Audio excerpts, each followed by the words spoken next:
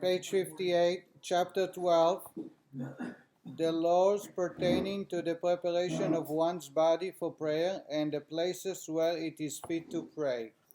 I believe we touched upon it a little bit when we spoke about when one gets up in the morning and recites the morning blessings, but here the rabbi is going to get into details. Number one, the prophet Amos states, "Prepare to meet you, God, O Israel." That is, a person should prepare himself to stand in the presence of God, blessed be He. He should wear becoming clothes when he goes to pray, as if he were presenting himself before the honorable official. In other words, we cannot just walk in to speak to God in prayer without preparation. Preparation involves body preparation and dress preparation. I'm reading the notes. Shluchan Aruch, the first Lubavitcher Rebbe, writes that it is improper to pray while barefoot or while wearing only sandals. The Mishnah Berurah adds that it is improper to pray in boots if it is not customary to stand in the presence of great people while wearing them.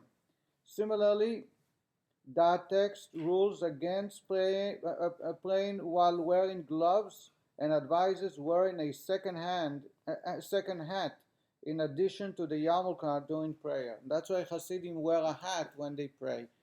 It's out of respect. The President of the United States, if someone comes to greet him or meet him, will not wear boots, and therefore it's not proper to meet God, speak to God when one wears boots. The same is sandals or barefoot. Even if one prays alone in his house, he should dress himself in the proper manner.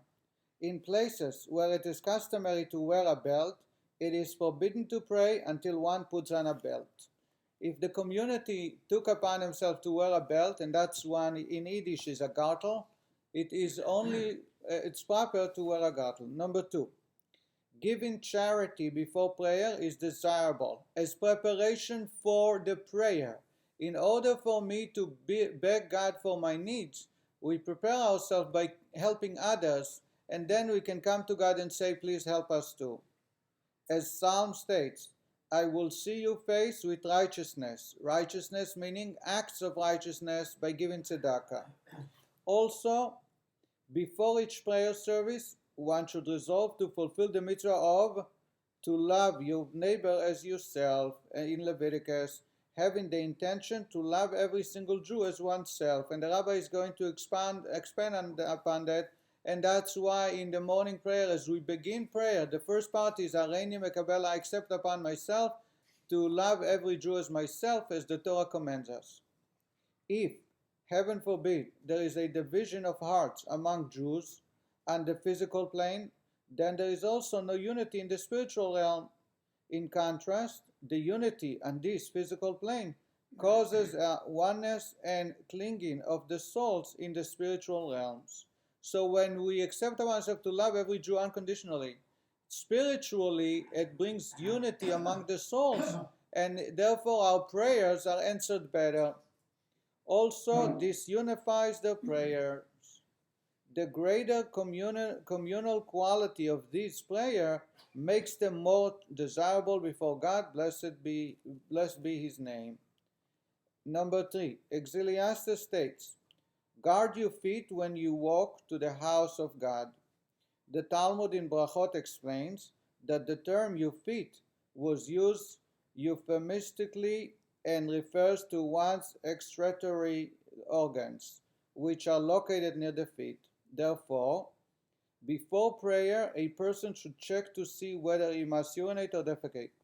If he feels even a slight need to relieve himself, he is forbidden to pray, as is even forbidden to recite words of Torah as long as his body is detestable until he cleans his system. And the rabbi is going to go on to details. Should he have prayed despite the fact that he felt a need? In other words, he needed to go to the bathroom and he continued praying. His prayer is acceptable after the fact, provided he feels that he would have been able to contain himself for the time it takes to walk a parsah, parsa is 1 hour and 12 minutes. In other words, if I need to go to the bathroom and I come into the minyan and I pray, if I am able to hold myself for 1 hour and 12 minutes after the fact, only after the fact it's considered okay. If not, if he cannot contain himself that long, despite the fact that he has already prayed, his prayer is considered an abomination and he must pray again. And the rabbis some rabbis are more lenient, saying that when it comes to urinating, you may be even shorter, but according to majority of the rabbis, this is the way to measure oneself. If I can contain myself for 1 hour and 12 minutes, that's only after the fact, because my body is not clean enough. But if that's not as long as I can wait, the prayer must be repeated. So if you have to go to the bathroom in the middle of the service, You have to stop and go. There is no question. You take off tefillin and talis and you go to the bathroom. and then what about Otherwise, your body is not clean when you pray to God, and it's an abomination. Right, so you go, and now you come back. But now aren't they saying that your prayers from before are no good? Well, assuming you checked yourself before and you relieved yourself, and suddenly the urge came, that's a different story. Then we say that what you prayed until now was proper. Others maintain that a person who can contain himself for the time it takes to walk a parsa is granted permission to pray. In other words, some say that even it's not after the fact, just to begin with, even though I know I need to go to the bathroom, but I can hold myself for 1 hour and 12 minutes, it's okay. One may rely on this opinion if waiting to relieve oneself will cause one to miss the time for the morning prayer. Let's say there is the time for prayer that ends at a certain time in the morning.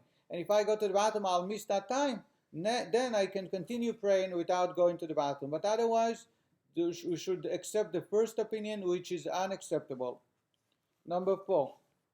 A person who is sure that he cannot contain himself from releasing gas until after he concludes the Shema and the Shmona Esrei should refrain from reciting these prayers. He has to stop and do whatever he needs to do.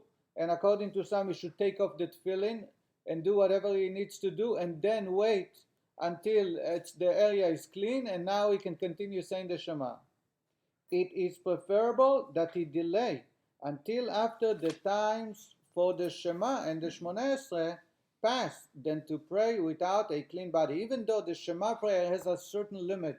In Israel it's 9:04. Here it's around 10 something. Past that time it's 3 hours after sunrise. After that, one missed the mitzvah of Shema.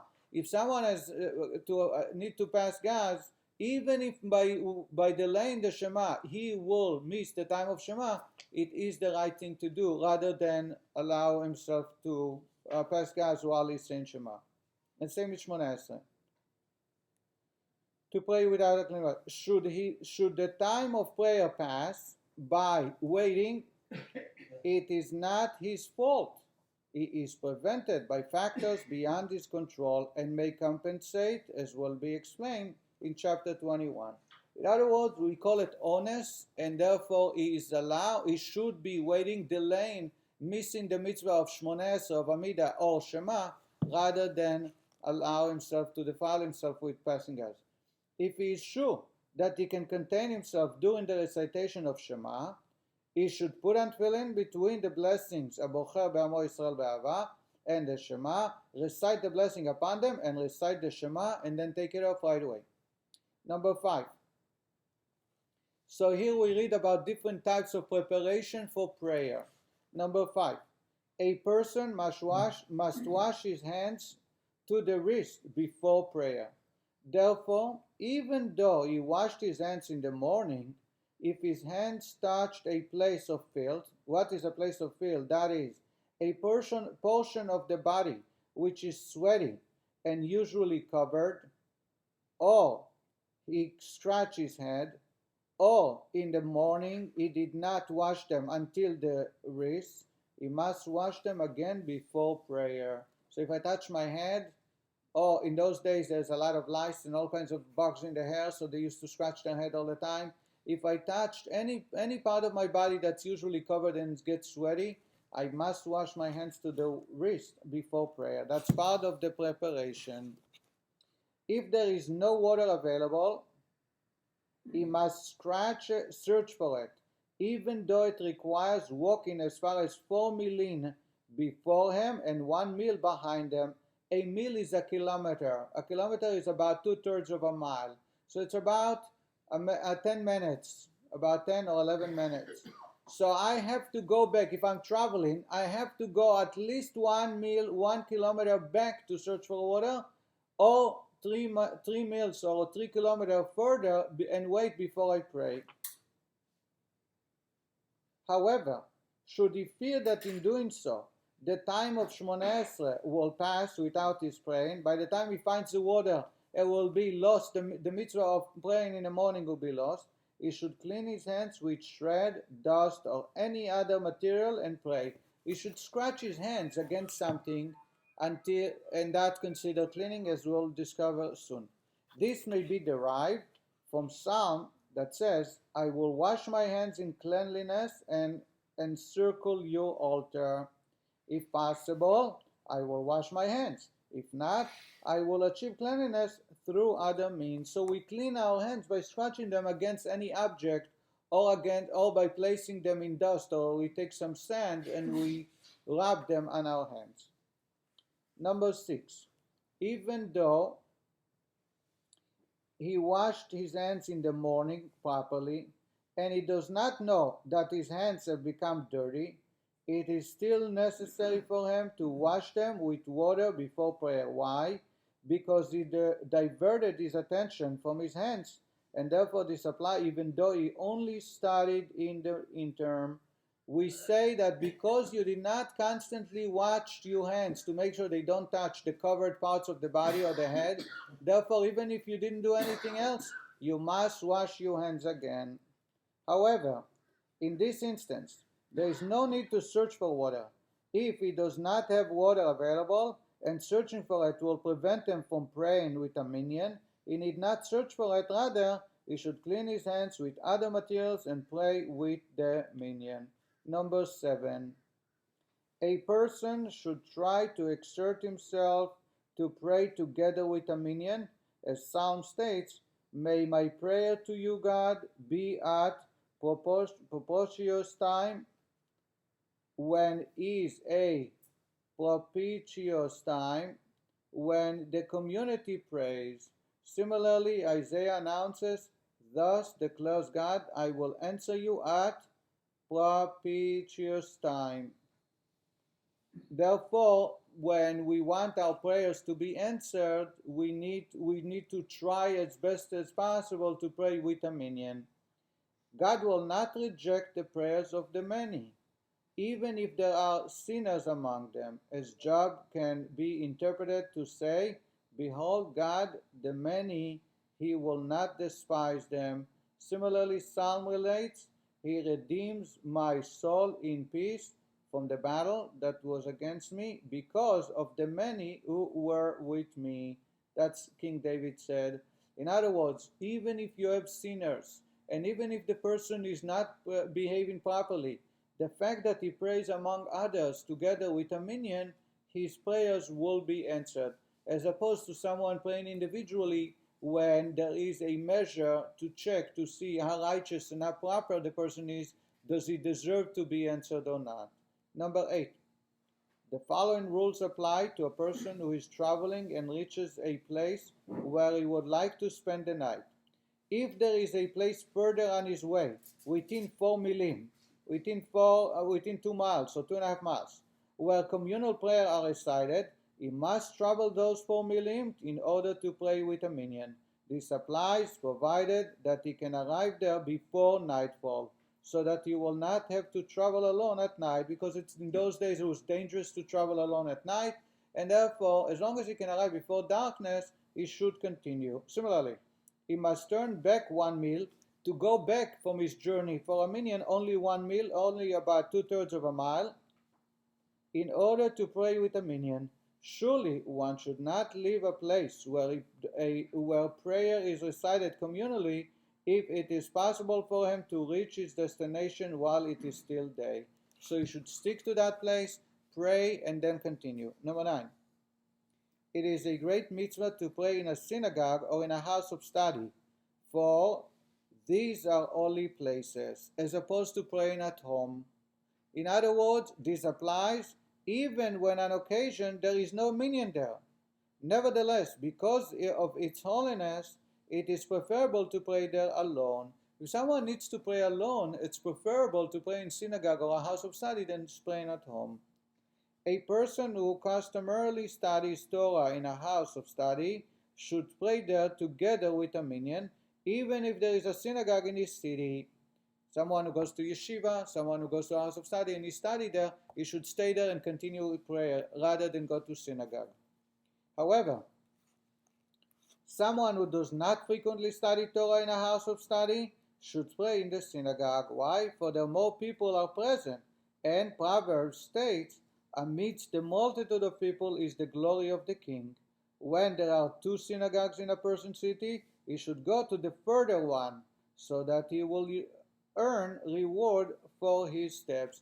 The further you go to reach a synagogue, the greater the reward, provided he does it within the framework of Jewish law and he does not commit a transgression.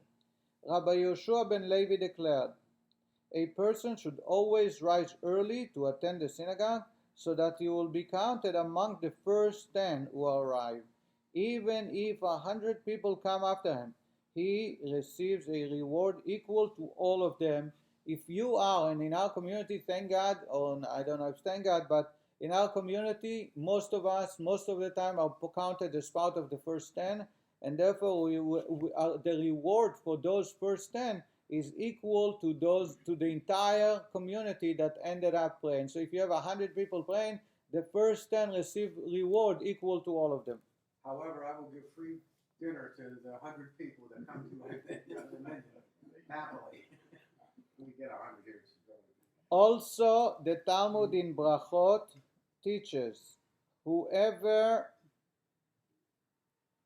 attends a synagogue or a house of study at the appropriate time, spends an appropriate amount of time there, and behaves in a holy manner as it is befitting the place, merits long life. So if you go to synagogue and you behave properly in the synagogue and pray with the community, it's a good way to live a long life.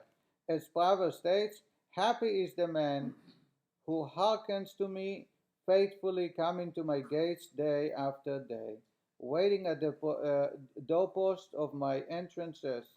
Afterwards, the verse continues, whoever finds me finds life, and therefore it will give a person a long life. Let's do one more, number 10. A person should designate one synagogue or house of study where he will pray regularly.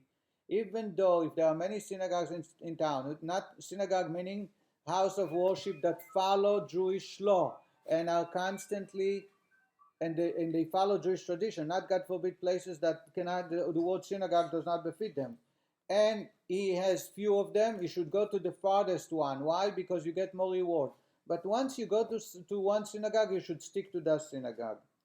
Similarly, within the synagogue, he should designate a fixed place to pray. Within 4 cubits of a place is still considered as the same place. So that when you come to synagogue, you should have your designated seat. If someone else sitting there within 4 cubits, within 6 feet of that area, it's still the same spot, and you can take the next seat or the seat above or seat below, but stay in the same area. It is preferable if we can find a fixed place near a wall, as we find in the case of Ezekiel in Isaiah relates, Isaiah relates that when he decided to pray to God, Chizkiah turned his face to the wall. So when you have a wall before you, it is a greater way of serving of prayer. So, Rabbi, if a person's in Shiva, and the shul nearby, people come to pray with the person in Shiva, and the moment they're in the shul, I think everybody's supposed to go to the shul, no? But here this is an exception. As an exception, this is acceptable. If someone also is late, if someone cannot make it on time, that's why there are more synagogues. We're talking on an ordinary time. But if someone needs your help for a minyan and you go there, you go there to show that you care, to show compassion, there is no question that you go to the house of the mourner. Or if sometimes you're tired, or you're, as I mentioned, you're late, so then you go to the nearby synagogue. There's no question. So if there's going to be a lack of a minyan in a shul because people are going to the house of mourning, what's the rule? You ask the rabbi. It's not a joke. One should not stand or sit next to a wicked person doing prayer. Now I know what he sits next to. When a person prays at home, he should also establish a fixed place so that the members of his household will not disturb him. So even when you pray home from time to time, you should designate an area that you pray, the study, the dining room, somewhere, so that people know when you pray there, they should get used to the idea of not disturbing the person from prayer. We'll continue next week, God willing. Go on. Sure.